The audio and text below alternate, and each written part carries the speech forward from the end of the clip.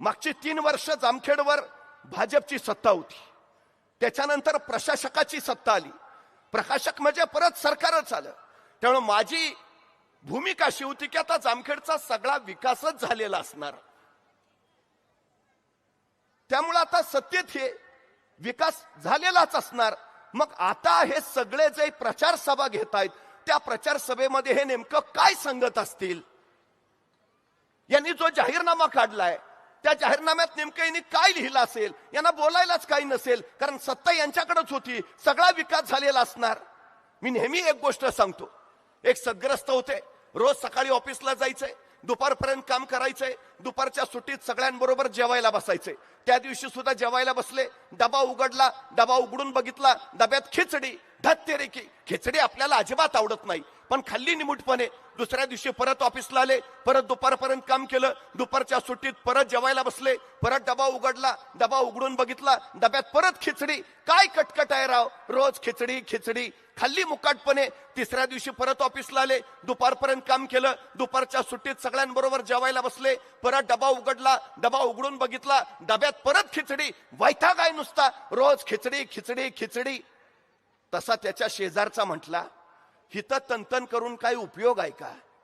तुला जर खिचडी आवडत नसेल तर घरी जाऊन बायकोला सांग, बाई ग मला खिचडी आवडत नाही, दुसरं काहीतरी बनवून दे, हिथं बोलून काय उपयोग? तसा तो म्हटला, हे बघ माझं अजून लग्न झालं नाही, त्यामुळे मला बायको नाही, त्यामुळे माझा स्वयंपाक मीच बनवतो आणि मला खिचडी शिवाय दुसरं काय बनवता येत नाही. म्हणजे खिचडी केली कुणी? यांनीच. आणि खिचडी आवडत नाही सांगतोय कोण? हाच. सत्ता कुणाच्या ताब्यात होती? भाजपच्या. जामखेडच्या विकासाची खिचडी केली कुणी? यांनी. आणि प्रचार सभेत हेच काय सांगतायत, खिचडी आपल्याला अजिबात आवडत नाही. अरे केली कुणी? 180 कोटीची पाणी योजना रोहितदादा पवारांनी मंजूर करून आणली, तुम्ही रोखून धरली. जामखेडमध्ये सीसीटीव्ही बसवण्याचं ठरलं, तुम्ही तोही प्रकल्प रोखून धरलात. धार्मिक स्थळांच्या विकासासाठी निधी आणला, तुम्ही रोखून धरलात. अरे तुम्ही काम करणारच सरकार आहे का काम रोखणारच सरकार आहे, हे जनतेने एकदा नीट समजून घेतलं पाहिजे. कुणाच्या पाठीशी निघालो आपण? काय परिस्थिती आज? नगर परिषदा नगरपालिकांच्या निवडणुका आल्या. दादा मला 2015ची मोदी सरकारची घोषणा आठवली.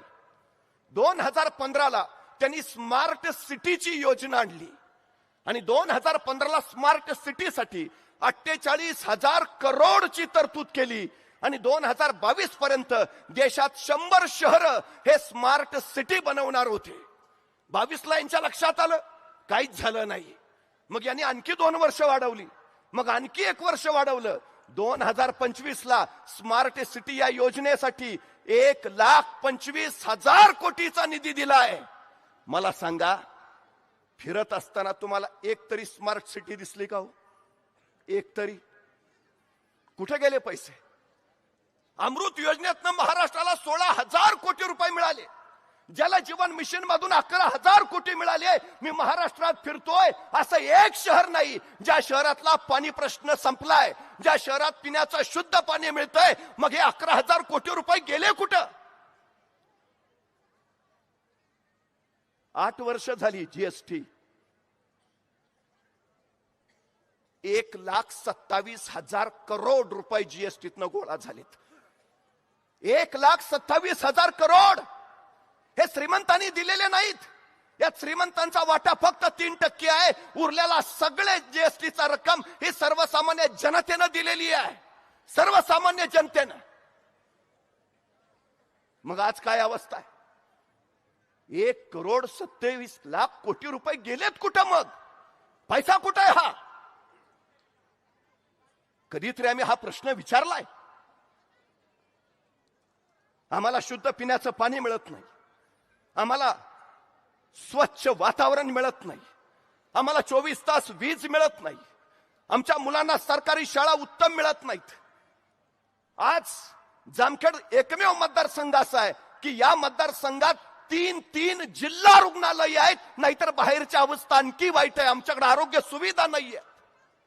कुठल्या दिशेला आमचा प्रवास चाललाय? तुम्ही रोहित दादांच्या नेतृत्वाखालील आमच्या संदाताई राळे भातांच्या नगराध्यक्ष पदाच्या उमेदवारासहित सगळे उमेदवार निवडून दिले. तुम्हाला स्वच्छ पाणी मिळेल. पण तुम्ही जर त्यांना बसवलं तर ते सांगतील घरात वॉटर प्युरिफायरच बसवून घ्या ना. कुठं तुमच्यासाठी अख्ख्या गावात पाणी योजना आणू. तुम्ही दादांच्या नेतृत्वाला मत दिलं, तुम्हाला प्रदूषण मुक्त शहर मिळेल. नाहीतर ते सांगतील मग घरात एअर प्युरिफायर बसवा ना. कशाला तुमच्यासाठी सगळ्या शहराला हे करता.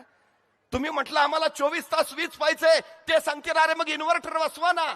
तुम्ही सांगतात सरकारी शाळा उत्तम पाहिजेत, कशाला सरकारी शाळा, खाजगी शाळेत मुलं घाला ना. तुम्ही म्हणता सरकारी दवाखाने, अरे खाजगी दवाखान्यात जा ना. मग मला साधा प्रश्न विचारायचा आहे, तुम्हाला जर यातलं काहीच मिळत नाही तर तुम्ही भरलेला टॅक्स नेमका जातो कुठं, त्याचा वापर नेमका केला कुठं जातो हे तरी विचारा.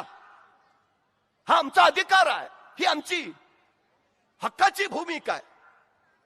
पण जसं रोहित पवार दादांनी आणलेली कामं ह्यांनी अडवून धरली, ह्यांनी तर केलीच नाहीत. आणि ज्यांनी केली तेही हे सांगत नाहीत. सध्या सगळा उलटा सुलटा कारभार करून टाकलाय. दादा परवा भाजप नेत्याचं पोरग इतिहासात नापास झालं. नेता भयान संतापला. म्हटला माझा पोरगा इतिहासात नापास, सरळ शाळेत गेला. गुरुजींना म्हटला पोरगा इतिहासात नापास झाला कसा. गुरुजींनी त्याचा पेपरच त्याच्यापुढे ठेवला. म्हणले बघा तुमच्या मुलांनी काय उत्तरं लिहिलीत.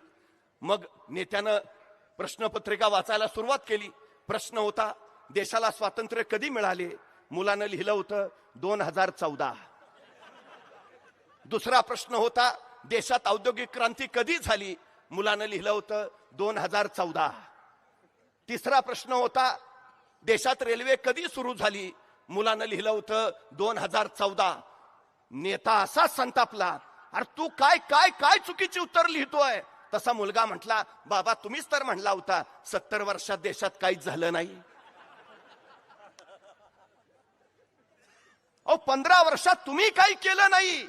ही अवस्था जी आहे ना ती निव्वळ तुमच्यामुळे आहे. ही सगळ्यात मोठी वस्तुस्थिती आता जनतेच्या लक्षात आली आहे. आम्ही विचारलंय कधी हे. 15 लाख खात्यावर जमा करणार होते, आले. पंतप्रधान आवास योजना काढली, प्रत्येक नागरिकाला पक्क घर मिळालं. महागाई कमी झाली. 1 रुपयात स्वयंपाकाचा गॅस देणार होते, दिला. काय झालं मेक इन इंडियाचं, काय झालं डिजिटल इंडियाचं, काय झालं स्किल इंडियाचं, काय झालं आत्मनिर्भर भारताचं, काय झालं. 42% पोरं आमची बेरोजगार आहेत, नोकऱ्या नाहीत यांना. काय करायचं यांनी. आणि हे सांगतात महाविकास आघाडी सरकारनं काय केलं. परवा मी सांगलीला गेलो होतो. तिथला स्वच्छता कर्मचारी म्हणाला महाराष्ट्र खरंच भाग्यवान आहे. महाराष्ट्राला अत्यंत योग्य वेळी उद्धवजी ठाकरेंसारखं नेतृत्व मिळालं. जर उद्धवजी ठाकरे मुख्यमंत्री नसते तर कोरोनाच्या काळात माणसं रस्त्यावर मरून पडलेली असती. महाविकास आघाडीनं महाराष्ट्र वाचवलाय. पहिल्या मंत्रिमंडळाच्या बैठकीत शेतकऱ्यांचा सातबारा कोरा केला. अतिवृष्टी झाली, माती सहित पिकं वाहून गेली. शेतकऱ्यांच्या डोळ्यातनं अश्रू निघाली. पण या सरकारला पाजर फुटला नाही. हे सरकार सांगत राहिलं ओला दुष्काळ ही संकल्पनाच नाही. अहो मग घटनेत उपमुख्यमंत्री म्हणून सुद्धा संकल्पना नाही. तुम्ही नेमलेच ना 2. मग ओला दुष्काळ करायला हरकत काय आहे. काय परिस्थिती आहे. नुकसान भरपाई मिळाली शेतकऱ्याला. तुमचं जामखेड कांद्याचं मोठं व्यापारी केंद्र आहे. काय कांद्याची अवस्था आहे, काय शेतकऱ्यांची अवस्था आहे. अहो परवा एका शेतकऱ्यानं जिल्हा पोलीस प्रमुखांनाच पत्र लिहिलं, मला पीक विम्याचे पैसे मिळालेत पण ते घरी नेण्यासाठी पोलीस संरक्षण पाहिजे. एसपी सुद्धा अवाक झाले. त्यांनी विचारलं असे किती पैसे मिळाले. शेतकरी म्हटला 20 रुपये. तुम्ही चेष्टा चालवली शेतकऱ्याची. कुठला शेतकरी समाधानी आहे, सुखी आहे. पिकाला हमी भाव देणार होता तुम्ही, काय झालं त्याचं. गेल्या 8 महिन्यात 700 शेतकऱ्यांनी आत्महत्या केल्यात. हे काम आहे तुमचं. तुम्ही विकासाच्या गोष्टी सांगता.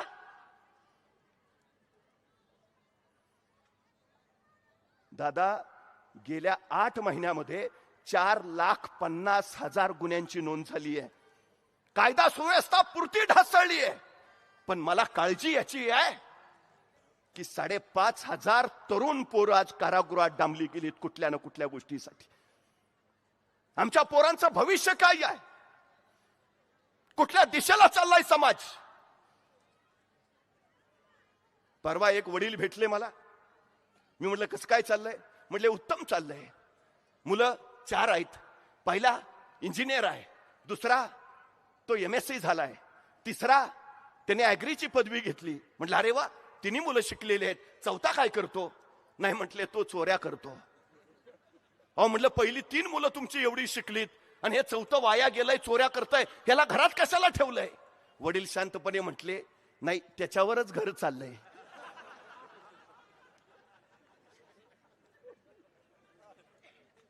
पहिल्या तिघांना नोकऱ्याच नाहीत. कुठल्या दिशेला आमची युवा पिढी ढकलतोय आम्ही? चोरी करणं चुकीचं आहे, तो गुन्हाचा आहे. आमची तरुण पिढी त्याच्याकडे वळायला नको आहे. पण मध्यंतरी मी शेतकऱ्यांची बातमी ऐकली. तेच म्हणले आमच्या पिकाला जर हमी भाव देत नसला तर आम्हाला गांजा लावायची परवानगी द्या. उद्या आमची हीच तरुण पोरं विचारतील आम्हाला नोकऱ्या देत नसला तर आम्हाला चोऱ्या करायची परवानगी द्या. कुठल्या दिशेला घेऊन निघाला महाराष्ट्र तुम्ही? अधिवेशन आलं, प्रत्येक अधिवेशनात रोहित दादा MIDC ची मागणी करतायत. संसदेच्या बाहेर उपोषणाला बसतायत. MIDC का? एक मुलगा नोकरीला लागला की अख्खं कुटुंब उभा राहतं. एक MIDC जर झाली तर अख्खा जामखेड उभा राहील. जामखेड मधलं प्रत्येक कुटुंब सुजलाम सुफलाम होईल. जामखेड म्हणजे कला केंद्राचं, यापेक्षा जामखेड हे उद्योग नगरी म्हणून प्रसिद्धीस येईल. दादांची धडपड आहे ती त्यासाठी धडपड आहे. काय अवस्था केली? 15,000 शाळा बंद केल्या आणि 17,000 दारूची नवी दुकानं उघडली त्यांनी. कुठल्या दिशेला निघाला महाराष्ट्र घेऊन? गावागावापर्यंत आता ड्रग्ज पोहोचलाय. पानपट्टीवर गांजा मिळायला लागला. कुणीकडे नवी पिढी घेऊन निघाला तुम्ही? उद्याचा महाराष्ट्र घडवायचा असेल तर तो गाव खेड्यातनं उभा राहणार आहे. नगरपालिका शहरांमधून तो महाराष्ट्र घडणार आहे. आम्हाला सगळ्यांना त्यासाठी एकत्र यावं लागेल. त्यासाठी आम्हाला एक व्हावं लागेल. निवडणुका ह्या लोकशाहीचा उत्सव असतात नव्हे. उद्याच आमचं 5 वर्षाचं भविष्य घडवणाऱ्या त्या लोकशाहीच्या सन्माननीय मार्गिक असतात. आम्ही तिथं आमचा मतदानाचा अधिकार योग्य पद्धतीनं बजावायला हवा. पण यांचं सगळं गणित वेगळं चाललंय सध्या. नको ते प्रश्न उभा करायचे आणि पायाभूतांनी मूलभूत सोयी सुविधांकडे दुर्लक्ष करायचं, हा यांचा प्रकार आहे. फिनलँड नावाचा देश आहे दादा, 55 लाख लोकसंख्या आहे फक्त. तिथं मिनिस्ट्री ऑफ एज्युकेशन आहे, मिनिस्ट्री ऑफ लेबर आहे आणि त्याच्यापेक्षा मिनिस्ट्री ऑफ फ्युचर आहे. स्वतंत्र खातं आहे तिथं. भविष्यासाठी काय करता येईल? आमच्याकडे मिनिस्ट्री ऑफ फ्युचर नाही, आमच्याकडे फ्युचर ऑफ मिनिस्टर याची सगळ्यात जास्त काळजी आहे. सगळे नको ते प्रश्न उभा करायचे. पूर्वी आमच्या ग्रामीण भागात एक गोष्ट सांगितली जायची की चोर गावात चोरी करायला यायचे. म्हैस चोरायचा इरादा असायचा त्यांचा. मग 2 चोर काय करायचे? त्या म्हैशीच्या गळ्यातली घंटा पहिल्यांदा चोरायचे आणि ती घंटा वाजवत 2 चोर पूर्वेकडे निघून जायचे आणि मग राहिलेले 2 चोर ती म्हैस चोरून पश्चिमेकडे निघून जायचे. नंतर गाव जागा व्हायचं, त्यांच्या लक्षात यायचं म्हैस चोरीला गेलीये. मग हे गावकरी घंटेच्या आवाजाच्या मागे पूर्वेकडे जायचे आणि तोपर्यंत चोर पश्चिमेकडे म्हैस घेऊन पसार व्हायचे. सध्याच्या महायुती सरकारचं नेमकं हे चाललंय. नको त्या प्रश्नांच्या घंटा उभा करायच्या, नको ते विषय काढायचे आणि लोकांच्या विकासाच्या प्रश्नाकडे सोयीस्करपणे दुर्लक्ष करायचं, ही यांची भूमिका चालली आहे. सगळ्यात महत्वाची. पण आपण विचार केला पाहिजे शांतपणे. 18 पगड जातीची लोक ज्यावेळी एकत्र आली त्यावेळी इथं स्वराज्य उभा राहिलं. सगळ्या जाती धर्माची माणसं एक झाली त्यावेळी देशाला स्वातंत्र्य मिळालं आणि सगळा महाराष्ट्र ज्यावेळी एकवटला त्यावेळी संयुक्त महाराष्ट्र मिळाला. 106 हुतात्म्यांनी बलिदान देऊन मिळवलेला हा संयुक्त महाराष्ट्र आज खरंच भावनिक आणि सामाजिक दृष्ट्या संयुक्त राहिलाय. जाती जातीत भिंती उभा केल्या यांनी, धर्माच्या नव्या चौकटी बांधल्या यांनी, सगळा समाज त्यात अडकवून ठेवला, विकास बाजूला राहिला. आमचा मुंबईतला रमेश वळंजू नावाचा एक शिवसैनिक होता. कंपनीत कामाला जायचा. सकाळी कामावर संध्याकाळी 6 वाजता सुटला की घरी यायचा. त्या दिवशी कामावरनं घरी निघाला, हातात मोकळ्या डब्याची पिशवी होती. चौपाटीवरनं चालत असतानाच अचानक त्याला कानावर काहीतरी आवाज पडला. पण घरी जायची गडबड, 2 चिली पिली घरी वाट बघत असतील, बायको दारात उभा असेल, तो झपाचा पावलं उचलायला लागला. अचानक त्याला आरोळ्या ऐकू आल्या, वाचवा वाचवा. अचानक त्याचं समुद्राकडे लक्ष गेलं.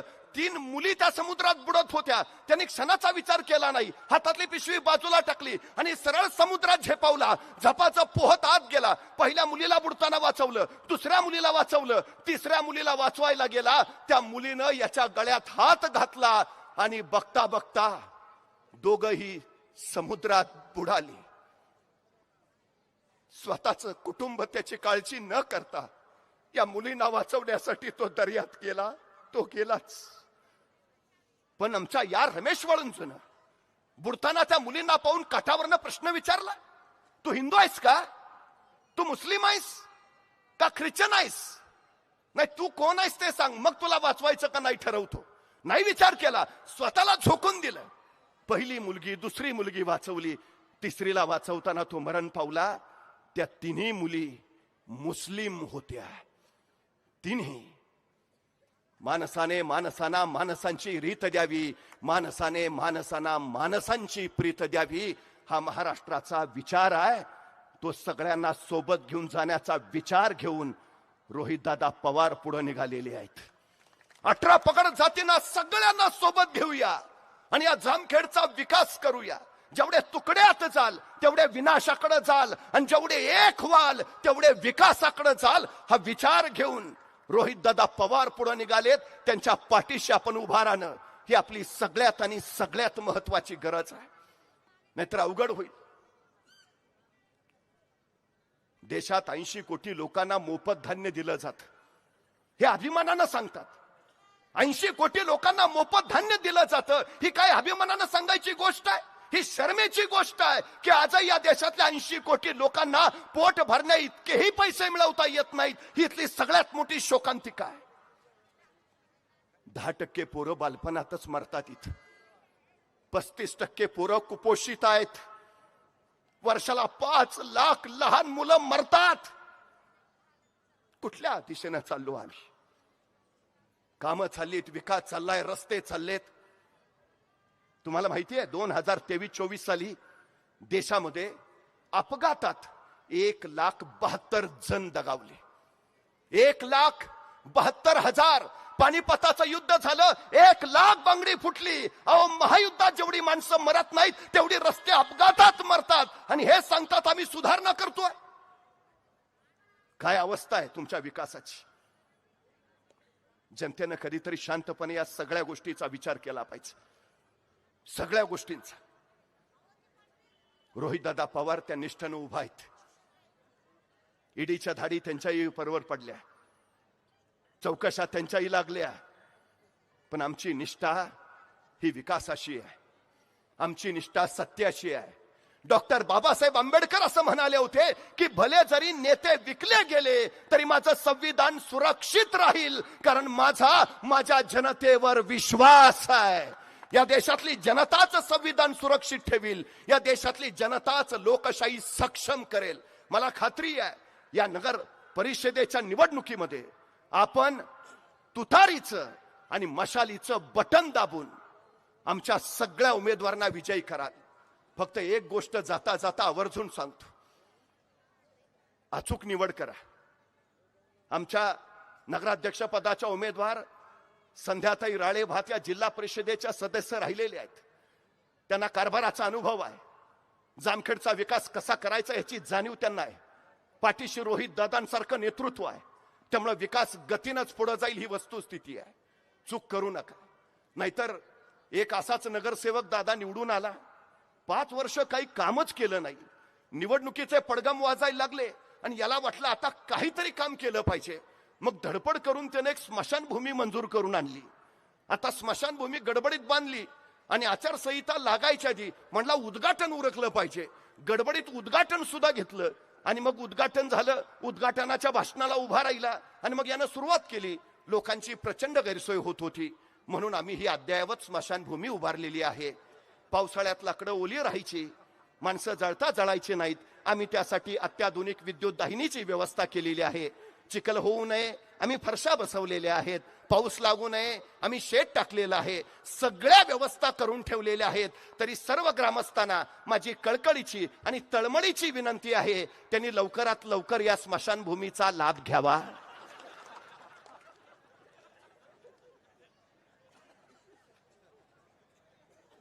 गुंडांच्या खांद्यावर हात टाकून तुम्हाला पोचवणारे नगरसेवक हवेत का जामखेडला विकासाच्या वाटेवर नेणारे नगरसेवक हवेत, याचा निर्णय तुम्ही करायचा आहे.